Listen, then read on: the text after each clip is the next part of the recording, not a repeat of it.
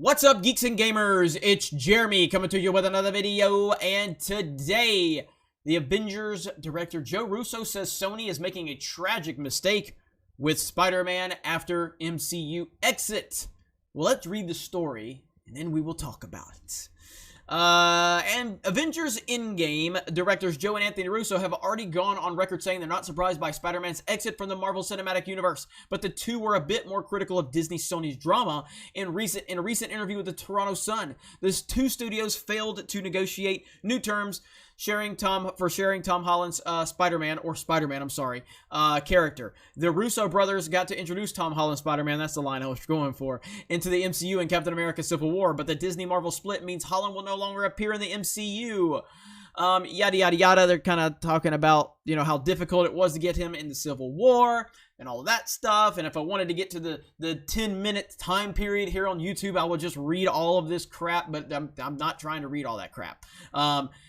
Russo continued hinting that it's not in the character's best interest to move forward solely with Disney and without the guidance of Kevin Feige.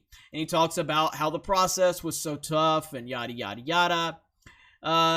Now, Spider-Man was fine before the event movies, did better with the event movies, and now that we have our own universe, he will play off the other characters as well. I think we're pretty capable of doing what we have to do here, and that was someone affiliated with Sony, so that was the CEO of Sony that said that. Now that Holland's Spider-Man is out of the MCU, Sony will most likely have the character crossover with Tom Hardy's Venom.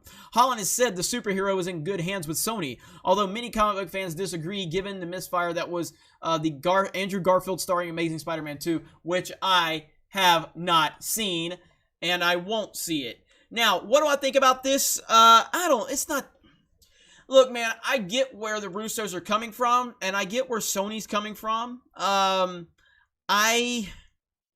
haven't been overly happy with Tom Holland's Spider-Man. I've liked Tom Holland as Spider-Man. I haven't liked the world in which he was placed in the MCU. I did not like Homecoming.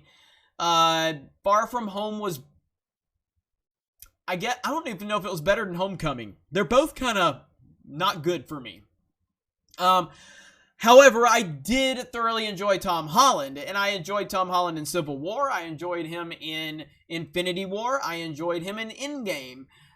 I love Tom Holland as the character, but that doesn't mean that Marvel did anything great with him. I don't fully trust Sony. However, Sony is the company and the studio that gave us the greatest Spider-Man movie ever, and that is Spider-Man 2, because Tobey is the GOAT. I will admit, objectively, Tom Holland is better as Peter Parker and Spider-Man put together, but Tobey is still my Spider-Man. Spider-Man 2 is still the GOAT Spider-Man movie, and I'm not sure that they're ever going to top that movie. That movie is phenomenal.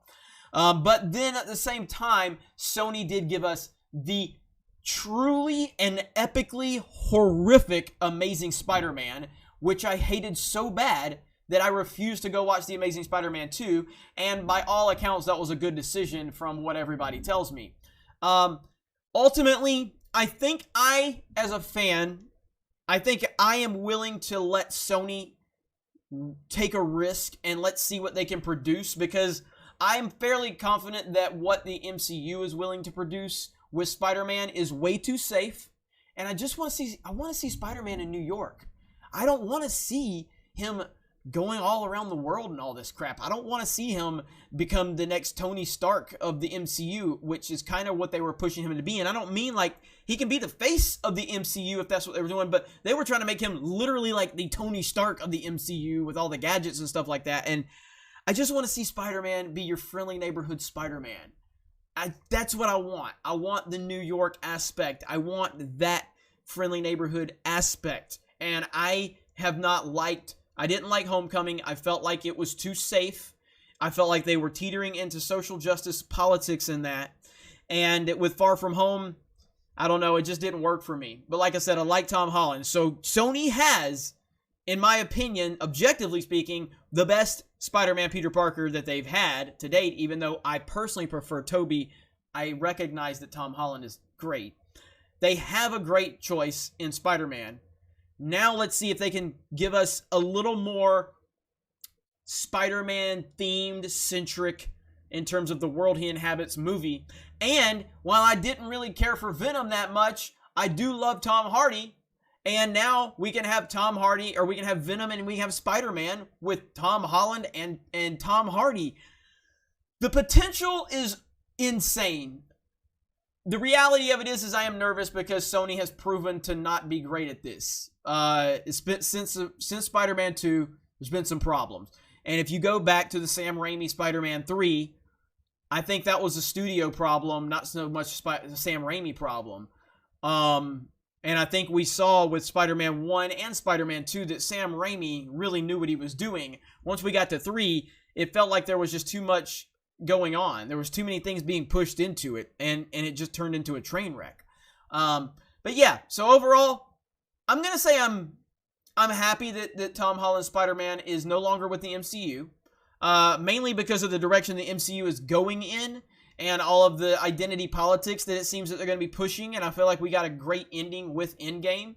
And I'm looking forward to seeing where they're going to take this with Tom Holland's Spider-Man and Tom Hardy's Venom, and I'm hoping to get a more friendly neighborhood Spider-Man moving forward. So let me know your, and as far as the Russo brothers comments, look, I get it. I mean, obviously they want to have this character involved, and then they feel that they've had a lot of creative input to where he's at, and I totally understand that. But ultimately, I'm gonna side with saying I'm happy Sony made this decision.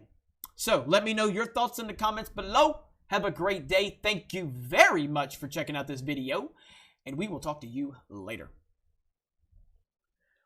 Hey everyone, it's Jeremy from geeksandgamers.com, and if you're a fan of Geeks and Gamers, please go to our website, visit our merchandise store. We have t-shirts, hoodies, hats, beanies, tank tops, and in the very near future, we're going to have many more products for you to choose from. So thank you for the support. We appreciate it. You guys have a great day, and we will talk to you later.